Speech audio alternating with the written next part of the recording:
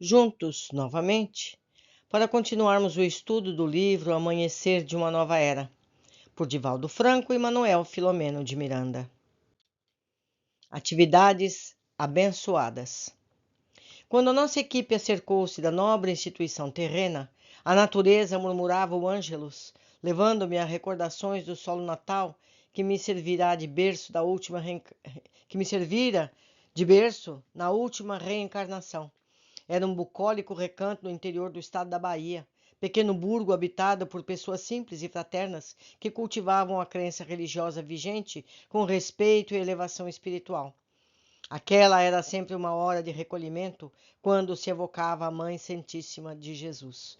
É às 6 horas da tarde, a hora da Ave Maria. As recordações tornaram-me todo o ser e o sentimento de gratidão enriqueceu minhas forças para a dedicação exclusiva ao serviço do Senhor.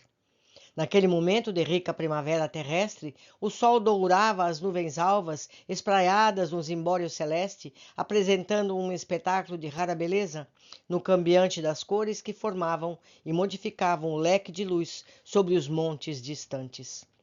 O tumulto da civilização moderna ensurdecia, porém, acostumadas às circunstâncias do cotidiano, as criaturas movimentavam-se automaticamente, buscando os veículos para o retorno aos seus lares. Aproximamo-nos do reduto espiritual que nos hospedaria durante os labores programados, e suas portas abençoadas estavam abertas de par a par para o acesso de todos quantos o desejassem. Laboratório de auxílio, também santuário de amor, recebia expressivo número de visitantes de ambos os planos da vida, que para lá dirigiam-se em busca de orientação e paz para as aflições que lhes minavam as resistências morais e orgânicas, sendo atendidos por servidores dedicados e conscientes da sua responsabilidade. Os trabalhadores vigilantes, ao número crescente de necessitados que a toda hora buscavam ajuda, haviam concertado que as instituições estariam abertas quase às primeiras horas do dia até avançadas da noite, como um ambulatório espiritual, considerando-se que o sofrimento não tem hora para manifestar-se, sendo necessário que o socorro se encontre acessível quando ocorrer a dor. Recebidos carinhosamente pelo dirigente espiritual, que nos aguardava com jovialidade, apresentou-se esclarecendo que se encontrava comprometido com o grupo de trabalhadores locais, desde os recuados dias de Assis, na alvorada de seu santo ministério.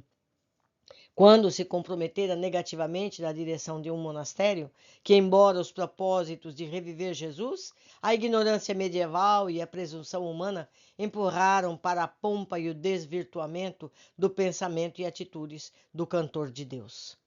Depois de alguns renascimentos dolorosos, carregando a cruz do remorso, sorvendo o fel da amargura pelo fracasso, todos estavam reencontrando Jesus na seara espírita, trabalhada na imortalidade do espírito e no propósito da revivescência do seu evangelho libertador. Hermano, como esclareceu ser o seu próprio nome, esse já era um convite à mais lidima fraternidade a que se dedicava com alegria e gratidão a Deus. Convidou-nos a adentrar-nos pelo salão de conferências que tivemos a oportunidade de conhecer por meio da projeção em nossa colônia e dirigimos-nos a um recinto localizado ao lado da sala reservada ao concurso mediúnico que se encontrava preparada desde antes, aguardando-nos. Informado anteriormente a respeito do programa que deveríamos executar, havia-se prontificado com os demais benfeitores da sociedade a contribuir valiosamente para o êxito do empreendimento. Desse modo, haviam sido tomadas providências compatíveis com os serviços que seriam realizados, de modo que tudo estivesse em ordem no momento próprio. Cuidadosamente asepsiada, sem a presença de vibriões mentais e outras construções ideoplásticas morbíficas, muito comum em ambientes coletivos, aquele era um espaço reservado aos atendimentos de alto e grave significado. Dr. Bezerra, após agradecer a generosidade do novo amigo e seus cuidados, pediu licença para elucidar-nos que dispunhamos de 2 horas para o recolhimento ou para a movimentação pelo edifício, tomando conhecimento dos seus serviços fraternais. Desde que, às 8 horas da noite, deveríamos estar juntos, pois que, nesse momento, teriam início os trabalhos de socorro espiritual aos desafortunados do além-túmulo. Simultaneamente ao Ministério Mediúnico, no salão de entrada, operar-se-ia a terapia de assistência aos enfermos do corpo e da alma, mediante o estudo de um texto do Evangelho segundo o Espiritismo, de Allan Kardec, e a aplicação de passes coletivos nos assistentes. Preferimos pessoalmente permanecer na saleta em que nos encontrávamos, preparando-me para os eventos de alta relevância, para os quais não me encontrava nas condições exequíveis. Aquelas 2 horas foram aplicadas nas recordações dos labores da última existência e no júbilo de constatar como os benfeitores espirituais trabalham sem que as criaturas humanas tenham conhecimento. Distantes de qualquer sentimento de receber gratidão, operam ininterruptamente pelo bem do próximo, pelo progresso moral da sociedade.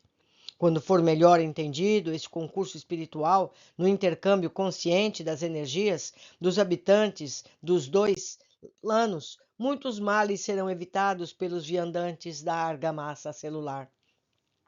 Evocamos então a utilidade do controle mental, das reflexões em torno das ideias edificantes, evitando o cultivo do pessimismo, da queixa, da reclamação, do mau humor. Por esse comportamento elevado, o espírito encarnado liberta-se do casulo da infelicidade em que se encarcera, desenvolvendo a habilidade de voar psiquicamente no rumo das regiões felizes a que todos nos aguardam oportunamente. Não me dei conta da rapidez com que se sucederam os minutos, quando todos estavam de volta e nos predispusemos ao início do trabalho. Um nobre benfeitor convidou-nos a uma oração em forma de rogativa a Jesus em favor do programa a ser desenvolvido, facultando-nos condições próprias para o desempenho do que se viria a ocorrer depois.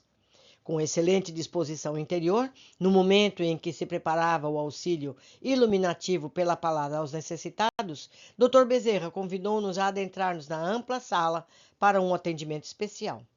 A lição da noite abordava o tema do perdão como condição primordial para a conquista da saúde e da paz. O expositor recordou o mestre abençoando os inimigos, socorrendo-os com misericórdia, num apelo aos presentes para que se libertassem do morbo da mágoa e das vibrações perniciosas desse doentio ressentimento. Chamou-nos a atenção uma jovem portadora de grande beleza física, que estudava energia escura, de natureza pestilenta, defluente do pensamento atormentado e dos vícios a que se entregava. O médico dos pobres aproximou-se de conosco e pediu-nos que a observássemos mais cuidadosamente. Com todo respeito, procuramos penetrar nas suas paisagens mentais, objetivando melhor ajudá-la, e acompanhamos as suas sofridas reflexões do momento. Pudemos perceber que se tratava de uma jovem acompanhante de cavalheiros solitários, que vivia do hediondo comércio do sexo sem responsabilidade. Simultaneamente, dependia de um explorador profissional que a exauria, a quem se entregava em busca de carinho na terrível solidão que sofria. Naquele ambiente de paz que a atraíra, quando passava de automóvel, rumando a um local de trabalho, sentiu-se sensibilizada pelo nome que se encontrava à porta do edifício, que sempre a entregava: Sociedade Espírita Amor e Caridade. Antes não lhe dera maior atenção, no entanto, nesse dia, em razão da angústia que a visitava, resolveu conhecer a instituição e procurar informações que, pela inspiração divina, culminaram em motivá-la a ficar, a fim de ouvir os comentários da noite e, posteriormente, poder conseguir orientação espiritual. Relaxando das tensões contínuas, começou a evocar o passado, que sempre evitava, por considerar que as recordações somente lhe traziam sofrimento. Desse modo, lembrou-se da mãe, que a iniciara na existência fútil desde a primeira infância, transferindo os conflitos e aspirações para a sua ingenuidade, preparando-a para os desfiles da ilusão. Bonequinha humana era apresentada como modelo infantil em toda parte, mais tarde em perversos programas de televisão que disputam glórias e prêmios, fama e dinheiro, tornando-se conhecida, disputada pelas revistas de maledicência e de sexo atormentado. Aos 16 anos já havia aprendido a arte da dissimulação e as mais apuradas técnicas de exploração, amealhando com a ajuda materna, sempre hábil e ambiciosa, valores que a promoviam na sociedade, mas que não lhes harmonizavam os sentimentos, sempre expostos, nem lhe preenchiam o vazio existencial. Desencarnando a pobre mãe, ela ficara só, já que era também órfã de pai vivo, presa às fantasias mundanas, sem um amadurecimento psicológico para a conquista de uma existência feliz. Compreendendo que o luxo e o exibicionismo não lhe cediam a plenitude, passou a cultivar grande ressentimento contra a mãe, que a empurrara para as experiências destrutivas e ornadas de ouro. Invejava as moças simples e trabalhadoras, estudiosas e esforçadas, que ambicionavam a construção de um mundo melhor, por intermédio da família amorosa, enquanto também era invejada por imensa legião de meninas sonhadoras, que ignoravam o preço vil da fama e da corrupção moral. Naquele momento, encontrava-se num terrível dilema, e ali estava em busca de socorro. Fazia pouco descobrir encontrar-se em gestação, em face das alterações orgânicas e da confirmação posterior mediante exame especializado. Chegara a sentir alguma alegria ante o pensamento da presença de um filhinho nos braços, enriquecendo suas horas de solidão.